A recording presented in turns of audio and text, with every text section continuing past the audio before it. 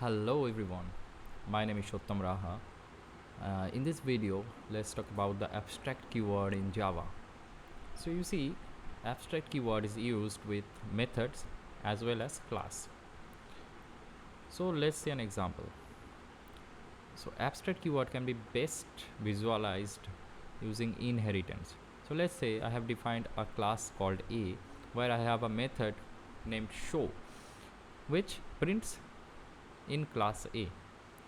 There is a class called B which extends A and it has the same method name show and it prints in class B. So this is a very simple example of method overriding, right?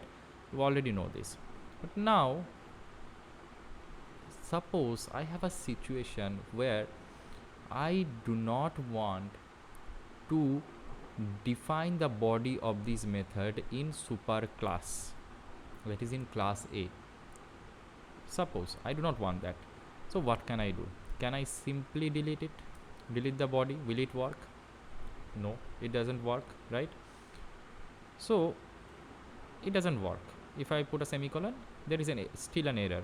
Error is that I must have a body of the method, right? We know this. But my requirement is I do not want to define the body of this method in the superclass A. Moreover, I have another requirement. The second requirement is that I also want that this method show must be defined with the body in all the subsequent subclasses, meaning this show method should be implemented by all the classes which actually inherits from class A. That is, class B should mandatorily redefine the show method in its class. Okay, suppose I have another class called C which also extends A. Okay, then also I have a requirement that this class C should also define the body of the show method. Okay, like this. Say if this is my requirement, so this is example of overriding, right? But with an additional requirement that I do not want to define the body of this method in the superclass.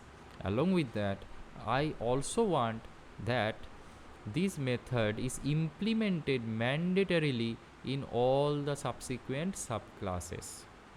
So I have the two requirements. In order to solve these two requirements, abstract keyword is used. So I will simply use the keyword abstract with the show method in the superclass, not in the subclasses. Okay, in the subclasses I have the body definitions, right? But in the superclass where I do not want the body definition of the method, I will use the abstract keyword with it. So it is perfectly valid now. Okay, but still I have an error. What is the error? The error is whenever I make a method as abstract method, the corresponding class which contains it, here class A, this class should also be defined as abstract. Okay, so just make the class abstract. Boom, error gone, right?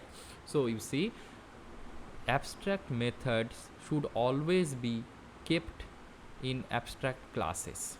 Okay, along with that, I have also ensured that this particular method is defined in all the subsequent subclasses. See, for example, let's delete the void show from class C which extends A. See, there is an error. The error says, let's see the error.